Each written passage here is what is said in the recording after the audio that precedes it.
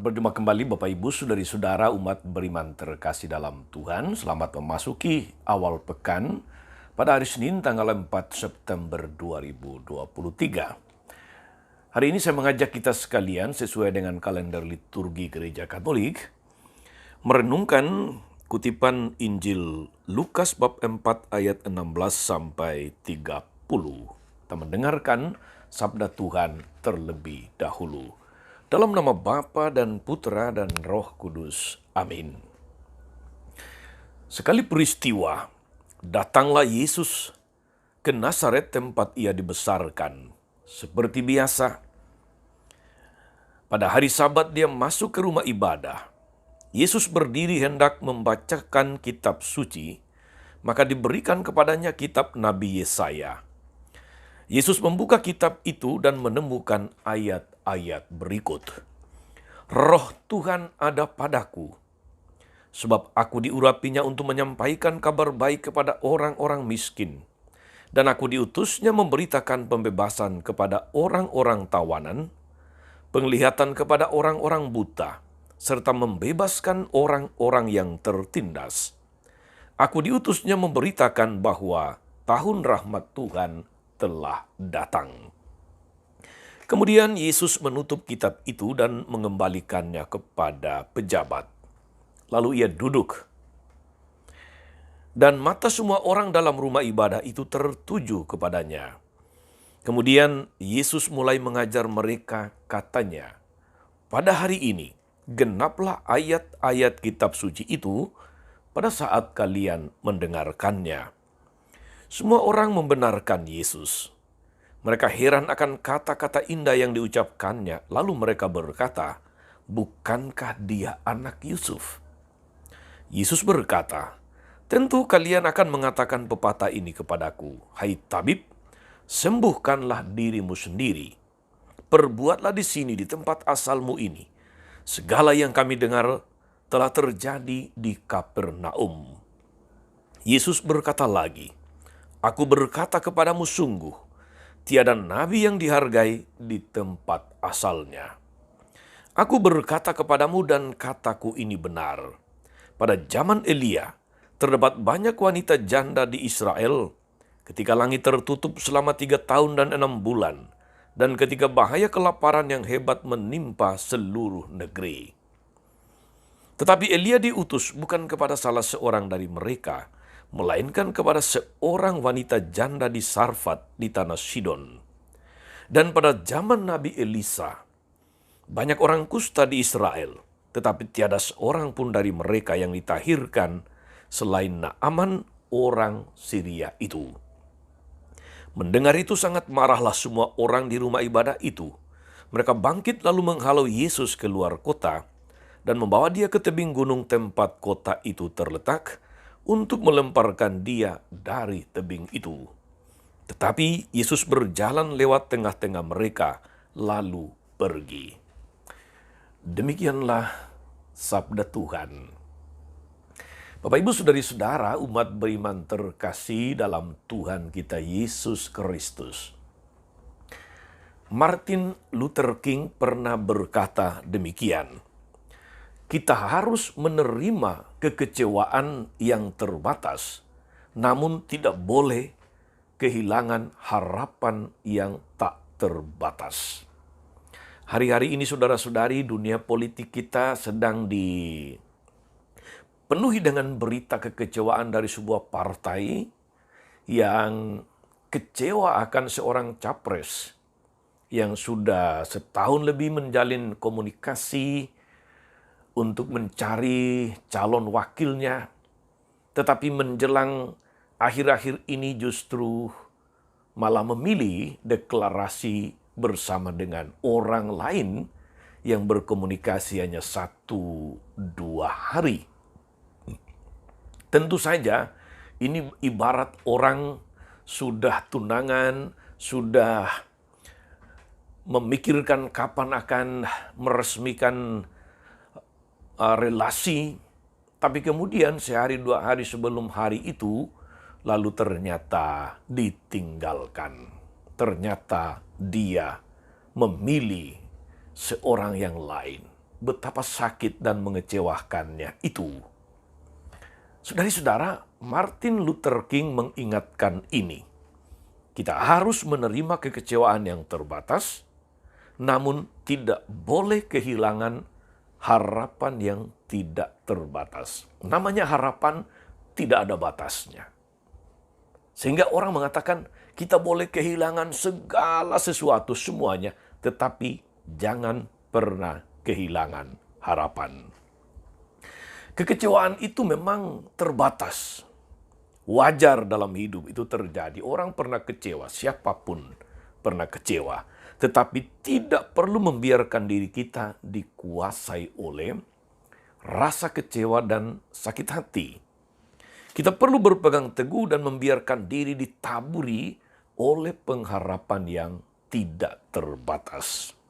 Pengharapan membuat kita percaya bahwa segala kemungkinan akan perbaikan, sebab kita fokus kepada sisi positifnya, memilih untuk tetap optimis, memilih untuk tetap berharap. Dalam kekecewaan, orang fokus pada sisi negatifnya saja. Maka sementara pengharapan itu menghidupkan, membangkitkan semangat, kekecewaan justru mematikan, mematahkan semangat. Orang yang tidak berpengharapan sebetulnya telah mati selama masih hidup.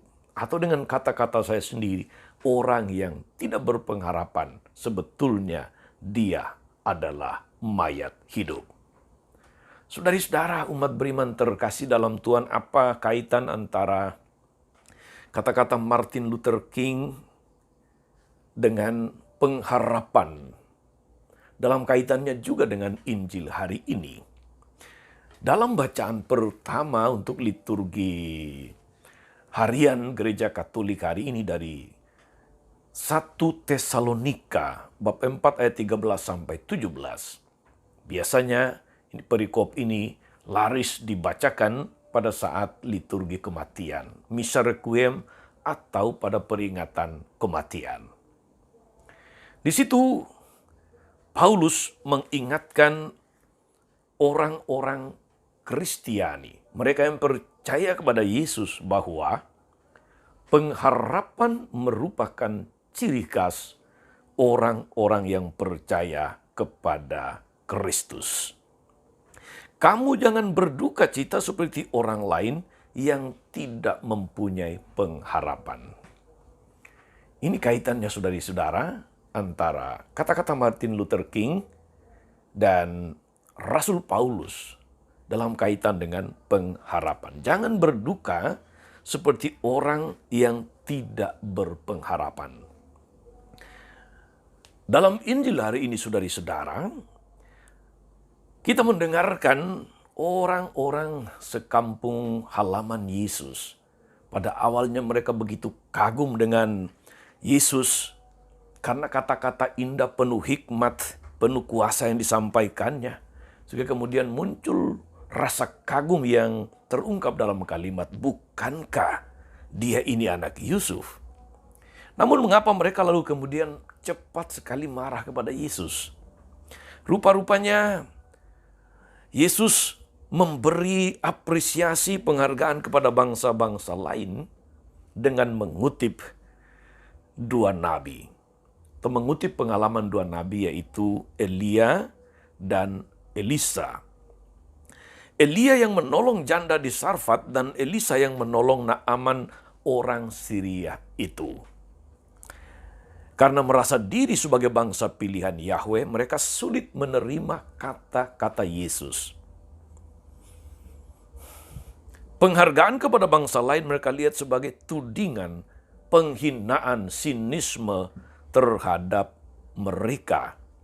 Karena itu mereka merasa terhina. Tapi sesungguhnya Yesus tidak menghina mereka. Yesus justru menyampaikan apa yang telah tertulis dalam kitab nabi-nabi. Kata-kata Yesus hanya untuk menyadarkan mereka bahwa Tuhan menghargai siapa saja yang layak di matanya, bukan soal dia keturunan Yahudi atau tidak, bukan soal dia bangsa pilihan atau tidak. Saudari-saudara, umat beriman terkasih, akibatnya orang-orang sekampung halamannya kecewa dan menolak mengusir Yesus. Tak ada nabi yang diterima di tempat asalnya, di kampung halamannya sendiri. Maka dalam Injil kita mendengarkan bahwa alih-alih memupuk dan menerima Yesus, orang sekampung halaman dengan mereka justru membiarkan diri dikuasai oleh rasa marah, rasa kecewa, dan skeptis terhadap Yesus. Mereka kecewa dan skeptis bahwa anak Yusuf, si tukang kayu itu, bisa menjadi Mesias. Mereka terpaku pada apa yang menurut mereka merupakan kekurangan, kelemahan. Dia bukan siapa-siapa. Mereka gagal membuka diri berpegang pada pengharapan bahwa juga dari yang terkecil dan lemah di dunia ini, Allah bisa mendatangkan keselamatan. Berpengharapan, saudari-saudara, berarti yakin bahwa Allah bisa melakukan hal-hal di luar batas kemungkinan manusiawi. Saudari-saudara, umat beriman terkasih, di awal bulan kitab suci ini, justru kepada kita ditampilkan Yesus yang hadir memproklamasikan diri siapa Dia, Roh Tuhan ada padaku. Oleh sebab itu ia telah mengurapi aku menyampaikan kabar baik kepada orang miskin, mengutus aku memberitakan pembebasan kepada orang tawanan, penglihatan kepada yang buta, membebaskan orang tertindas dan memberitakan tahun rahmat Tuhan telah datang. Dia adalah sumber pengharapan. Dia adalah yang telah dinanti-nantikan, yang membawa kabar baik kerajaan Allah di tengah dunia. Karena itu saudara-saudari, semestinya kita sebagai orang-orang Kristiani mesti berusaha untuk memilih percaya kepada Tuhan, selalu berharap kepadanya, sebab Dia datang untuk kita. Dia membangkitkan harapan, Dia membangun harapan, sehingga kita boleh menjalani hidup yang tidak selalu mudah ini dengan kepala tegak, dengan iman yang mantap, dengan semangat untuk menjadi murid-murid yang setia, yang ikut ambil bagian di dalam karya Yesus menghadirkan kabar baik di tengah dunia. Saudari-saudara, moga-moga kita tidak termasuk golongan yang kecewa terhadap Yesus, tapi yang terus membangun harapan bahwa Yesus adalah Sang Juru Selamat, bahwa Dialah sumber pengharapan kita, dan bahwa Dialah yang membuat kita berani untuk menjalani hidup ini dengan iman yang mantap, dengan harapan yang kuat, dan dengan kasih yang bernyala-nyala. Jangan pernah kehilangan harapan kepadanya, sebab Dia datang untuk memenuhi segala harapan kita. Tuhan Yesus memberkati. Amin. Tuhan Yesus Kristus, kami bersyukur atas kehadiran-Mu yang membawa pengharapan kepada kami. Bahwa Engkau datang untuk kami, untuk membebaskan, untuk meneguhkan, untuk menguatkan, untuk menghadirkan kabar gembira di tengah dunia. Semoga kami boleh ikut ambil bagian dalam karya-Mu itu, menjadi pembawa kabar baik, kabar pembebasan, kabar pengharapan kepada semua orang. Terpujilah nama-Mu sepanjang segala masa.